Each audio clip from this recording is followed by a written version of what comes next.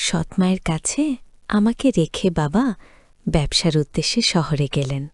বাবা যখন বাড়িতে থাকতেন তখন আমার সৎমায়ের আচরণ খুব ভালো ছিল।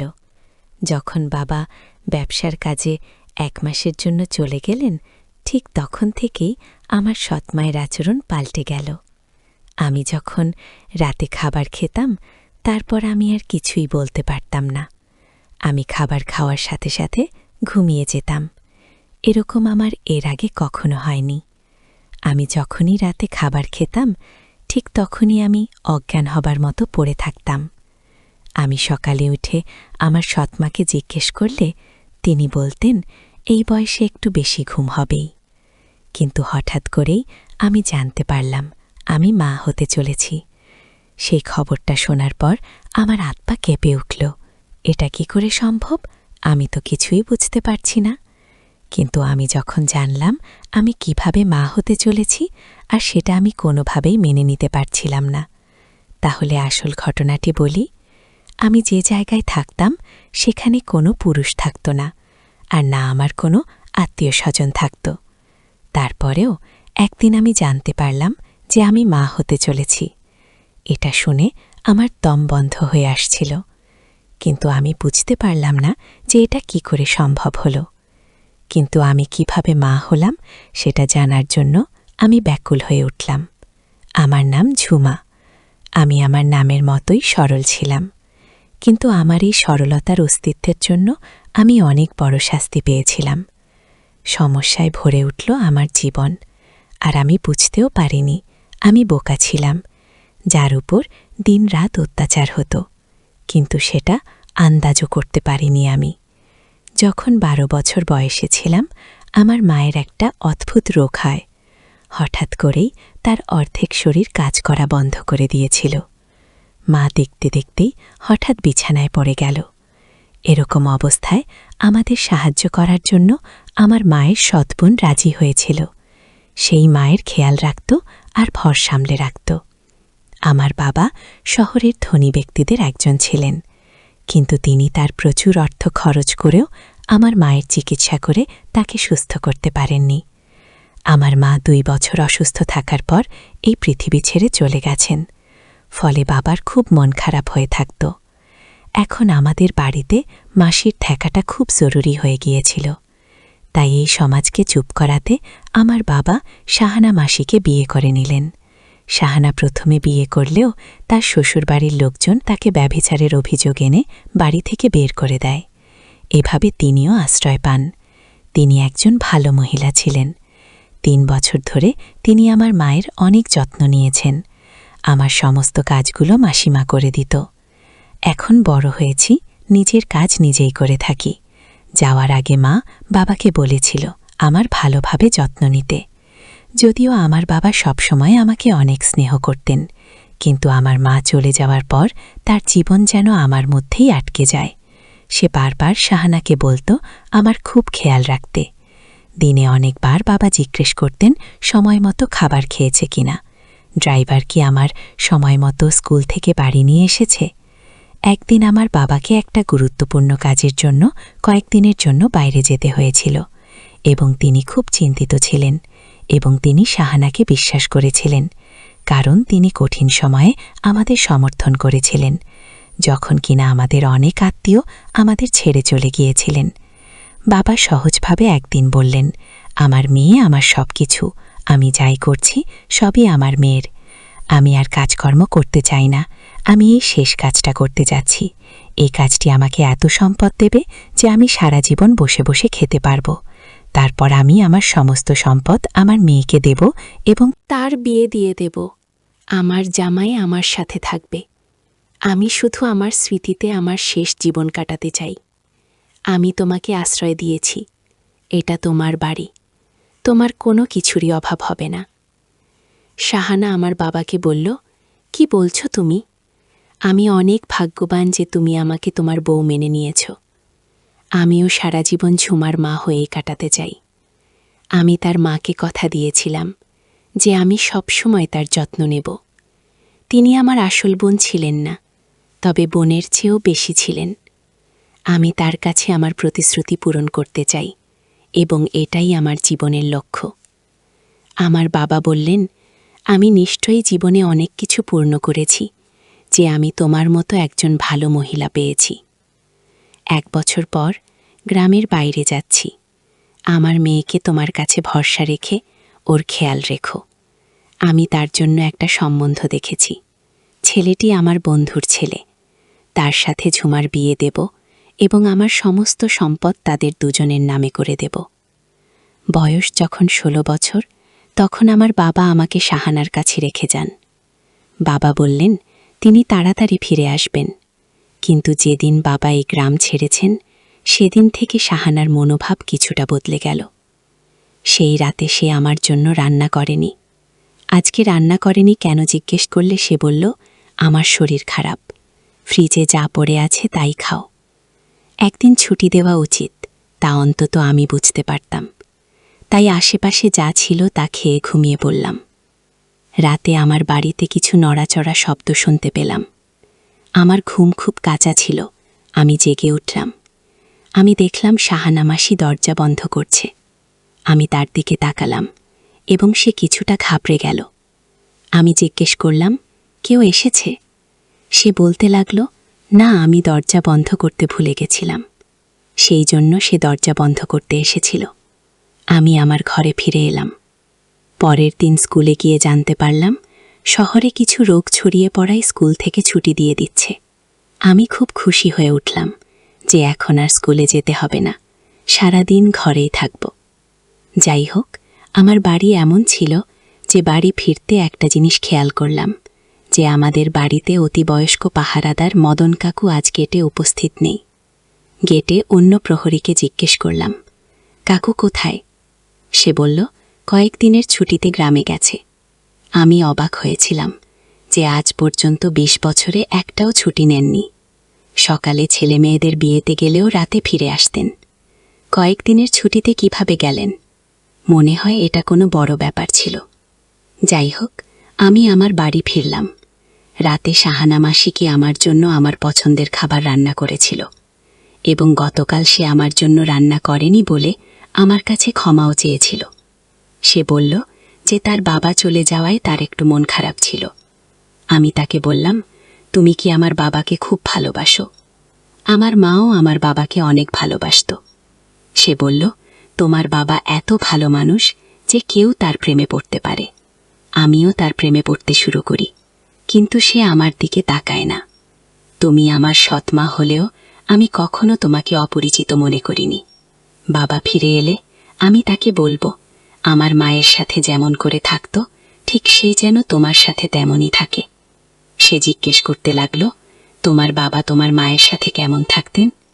আমি বললাম যে তিনি প্রতিদিন আমার মায়ের জন্য নতুন এবং দামি উপহার নিয়ে আসবেন। তিনি তার প্রশংসা করতেন। দুজনকে একসাথে খুশি দেখে আমিও খুব খুশি হতাম। আমি শুধু তার সাথে কথা বলে এবং আমার পছন্দের খাবার খাচ্ছিলাম। এটা তো সত্য যে তিনি খুব ভালো খাবার রান্না করতেন, এমনকি আমার মায়ের চেয়েও ভালো। এরপর কখন আমি আমার রুমে এসে এত গভীরভাবে ঘুমিয়ে পড়েছিলাম মনে নেই। সকালে যখন চোখ খুললাম, আমি আমার বিছানায় শুয়ে আছি, কিন্তু আমি মনে করতে পারছি না যে কিভাবে আমি আমার বিছানায় পৌঁছেছি। সকালে শাহানা আমার সৎমাকে জিজ্ঞেস করলে সে বলল, তুমি নিজেই তোমার বিছানায় গিয়েছ, কিন্তু হ্যাঁ, তোমার খুব ঘুম হচ্ছে। এই বয়সে ঘুম এমনই হয়, কিছুই মনে থাকে না এই বয়সে। সত্যিই এমন ঘুম আসে, কিন্তু আমার ঘুম তো খুব কাঁচা ছিল। কিন্তু যাই হোক, তারপরে আমি সেদিকে খুব একটা মনোযোগ দিইনি। কিন্তু এখন আমার বাড়িতে অদ্ভুত কিছু ঘটনা ঘটছিল। একদিন দেখলাম ড্রয়িং রুমে অনেক অনেক ভালো ভালো খাবার সাজানো ছিল। কে আছে জিজ্ঞেস করলে কাজের মেয়ে বলল, আপনি এসেছে। সাহারার আপনি, তো আমারও আপনি সমান। তাই আমি ড্রয়িং রুমে গিয়ে বললাম, কে বাড়িতে এসেছে? রুমে গেলাম, আর সেখানে গিয়ে আমার সামনের দৃশ্য দেখে আমি অবাক হয়ে গেলাম। ওখানে কোনো অতিথি ছিল না, কিন্তু দুজন লোক বসেছিল, যারা দেখতে বড় লোক, কিন্তু কিছুটা বিপজ্জনক বটে। আমি ভেতরে প্রবেশ করার সাথে সাথে সে আমার দিকে তাকাতে লাগল। শাহানা আমাকে পরিচয় করিয়ে দিয়ে বলল, এ আমার স্বামীর মেয়ে। তাদের একজন বলল যে ও খুব সুন্দরী। তাদের বলা এই কথাটা আমার কাছে খুব অদ্ভুত লেগেছিল। তারপর আমি আমার রুমে ফিরে এলাম এবং পরে সে বলল যে তারা ছিল আমার ভাই। আমার সাথে প্রতিদিন একটি অদ্ভুত ঘটনা ঘটত। আমি যখন সকালে ঘুম থেকে উঠতাম তখন মনে হতো যে আমি খুব ক্লান্ত এবং রাতে আমার ঘুম এমন হতো যে আমি অজ্ঞান হয়ে পড়তাম। আজকাল আমার কিছুই মনে থাকে না যে আমি কখন আসছি বা কখন আমার ঘরে আসি। আমি একদিন হঠাৎ আমি অসুস্থ হলাম, বমি বমি ভাব এবং মাথা ঘোরা শুরু করল। আমি ভয় পেয়েছিলাম যে আমিও সেই রোগে আক্রান্ত হতে পারি, যেটি আজ সারা এলাকায় ছড়িয়ে পড়েছে। আমি সৎমাকে জিজ্ঞেস করলে জানালে সঙ্গে সঙ্গে ডাক্তারকে ডেকে পাঠায়। ডাক্তার বাড়ি এসে আমাকে চেক আপ করলেন। তিনি আমার রক্তের নমুনা নিয়েছিলেন এবং বলেছিলেন যে পরীক্ষা করার পরে তিনি রাতে পরীক্ষার ফলাফল জানাবেন। তিনি আমাকে কিছু ওষুধ দিয়ে চলে গেলেন। সে ফোন নিয়ে আমার সামনে দাঁড়িয়েছিল। হঠাৎ কিছু অদ্ভুত কথা বলতে লাগলো, না এটা হতে পারে না। ডাক্তারবাবু বললেন নিশ্চয়ই কিছু ভুল হয়েছে, এটা হতে পারে না। আমি চিন্তায় পড়ে গেলাম যে আমার রিপোর্টে কি বনে এসেছে। সে হঠাৎ ফোন কেটে দিল এবং আমার দিকে এমনভাবে এগিয়ে আসছে যেন আমাকে শোনানোর জন্য খুব খারাপ খবর আছে। আমারও মন খারাপ হয়ে গেল। আমি জিজ্ঞেস করলাম, ডাক্তার কি বলছেন? তারপর সে বলতে লাগলো যে ডাক্তার কি বলছেন সেটা পরের কথা, আগে বল তুমি এটা কিভাবে করতে পারলে? তুমি তোমার বাবার সম্মানের কথা চিন্তা করলে না? তুমি কিভাবে করতে পারলে এটা? এখন সে ফিরে এলে আমি কি জবাব দেব? আন্টি কিসের কথা বলছে? আমি কি করেছি কিছুই বুঝতে পারছি না। ডাক্তার তোমাকে কি বলেছে আর তুমি আমার সাথে এভাবে কথা বলছো কেন? আমি তো কিছুই করিনি। ডাক্তার বলেছে তুমি মা হতে চলেছ। তার এটুকু বলায় আমার মাথায় মনে হলো আকাশ ভেঙে পড়ল। আমি হতবাক ছিলাম, এটা কিভাবে হতে পারে? আমি জানতাম না আমার কি হয়েছে। আমি এমন কোনো পাপ করিনি। আমি চিৎকার করে কাঁদতে লাগলাম, যেটা মিথ্যে, ডাক্তারের কিছু ভুল হয়েছে। শাহানা বলেন ডাক্তারের সঙ্গে হয়তো কিছু ভুল বোঝাবুঝি হয়েছে, সেই জন্য কালকে আমরা অন্য ডাক্তারের কাছে যাব। হঠাৎ তার মনোভাব বদলে গেল। পরের দিন আমাকে অন্য এক ডাক্তারের কাছে নিয়ে যাওয়া হলো। তিনিও বললেন আমি মা হতে যাচ্ছি, কিন্তু আমি এমন কোনো ভুল করিনি, তাহলে আমার কি হলো? আমি পুরোপুরি বিচলিত হয়ে পড়লাম। দিন রাত কাটতে লাগলাম। আমরা ডাক্তারকে বলেছিলাম যে আপনি কি এর কোনো সমাধান করতে পারবেন? আমাকে ঘরে ফিরিয়ে নিয়ে এসে বলল, তোমার বাবা আমার ভরসায় তোমাকে দিয়ে দিয়েছিল, এখন আমি তাকে কি জবাব দেব? আর একটা ঝামেলা হলো সেদিনই, যখন বাবা ফোন করে বললেন আমি তাড়াতাড়ি আমার কাজকর্ম শেষ করে নিয়েছি, তাই আমি এই সপ্তাহে ফিরছি। ডাক্তার মতে আমার দ্বিতীয় মাস চলছিল এবং আমার বাবা আসার সময় এটি 3 মাস হবে। বাবা ফিরে আসলো আর আমরা দুজনেই খুব চিন্তিত হয়ে পড়লাম। এখন তাকে কিভাবে বলবো? বাবা আমার সাথে দেখা করে খুব খুশি হলেন। তিনি আমাদের সাথে বসে খাবার খেলেন এবং শাহানা মাসি রাতে তার সাথে কথা বলতে শুরু করল। আমি আমার রুমে বসে ভাবছিলাম এখন কি হবে। এমন সময় হঠাৎ আমার রুমে বাবার চিৎকারের শব্দ আসতে লাগল। আমি তো যেন জ্ঞান হারিয়ে ফেলব। মনে হচ্ছিল বাবা আমার রুমে এসে কথা বলতে লাগলেন, জিজ্ঞাসা করতে লাগলেন এসব কি, এসব কি? আমারও একই কথা, আমি কিছু করিনি, আমি কিছুই করিনি, কিন্তু আমার বাবাকে কথা শোনাচ্ছিল। এই প্রথম বাবাকে আমার উপর এত রাগ আমি তো দেখলাম। তিনি প্রথমে তো রেগে গেলেন, এমনকি তিনি আমাকে চড়ও মারেন। আমি তোমার জীবন নিয়ে আর চিন্তা করি না, যা ঘটুক ঘটুক। এখন আমরা এই সন্তান থেকে মুক্তি পাব। যেখানে আমি বস, এখানে তোমার বিয়ে হবে। বাবা আমার কথা শোনেননি, আমাকে কিছু বোঝানোর কোনো সুযোগও দেননি।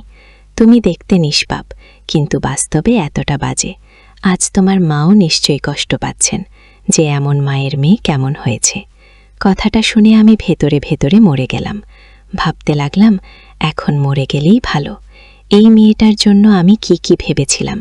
1 পয়সা ওকে দেব না, বিয়ে করে বাড়ি ছেড়ে চলে যাক, ওর মুখ দেখতে চাই না।